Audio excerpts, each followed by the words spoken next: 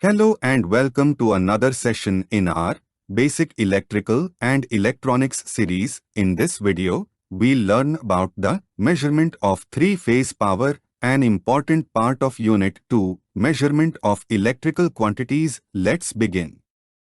In this session, we'll cover Introduction to Power in Three-Phase Systems, the Two Wattmeter Method, its principle and connection, how to calculate power and power factor, limitations of this method, and finally, a summary of key points. Let's start with a simple point. Power measurement in three-phase systems is essential, especially in industries and large electrical installations. It helps us monitor energy usage, calculate efficiency, and detect faults. The most common and practical method for this is the two wattmeter method.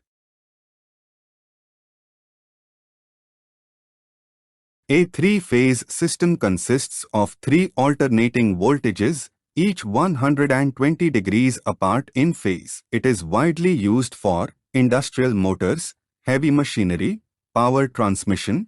For a balanced load, total power is given by P is equal to under root 3 times VL times L times cos phi. Let's now see how to measure this power in practice. The two wattmeter method is a simple and reliable way to measure three-phase power. It works for both balanced and unbalanced loads, and it does not require a neutral connection, which makes it easy to implement. That's why this method is commonly used in three-wire, three-phase systems.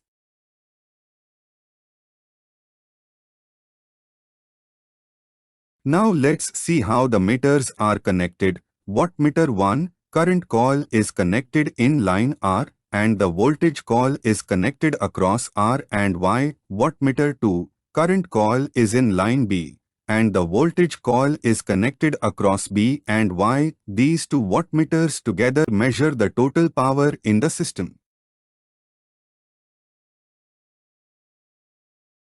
In a balanced load, the total power is calculated as total power is equal to W1 plus W2, and to calculate the power factor, we use the formula cos phi is equal to tan inverse under root 3 times W1 min se W2, W1 plus W2. In this condition, voltages are 120 degrees apart and currents lag the voltages by an angle phi. Wattmeter readings vary depending on the phase angle.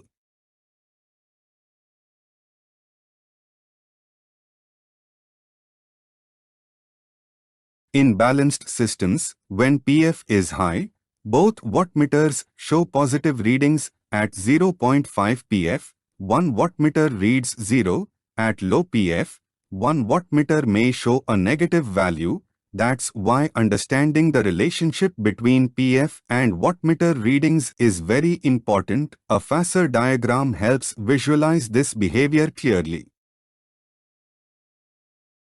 In unbalanced loads, the impedance in each phase is not equal. This means the line currents IR, IY, and IB have different magnitudes and phase angles. Such situations are very common in real-life systems like mixed lighting loads, motors and heaters connected together. Even in unbalanced cases, the two wattmeter method still works.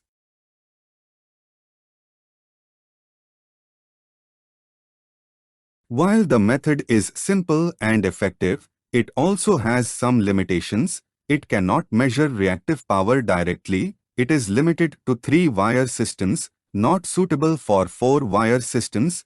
Accuracy depends on manual reading. For higher precision, digital power analyzers are preferred.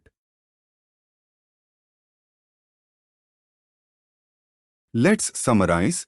The two wattmeter method is widely used in three-phase power measurement. It works for both balanced and unbalanced loads, helps us calculate total power and power factor, has simple wiring and needs no neutral, but has some limitations for reactive power and four-wire systems. Still, it remains a go-to method for many industrial applications.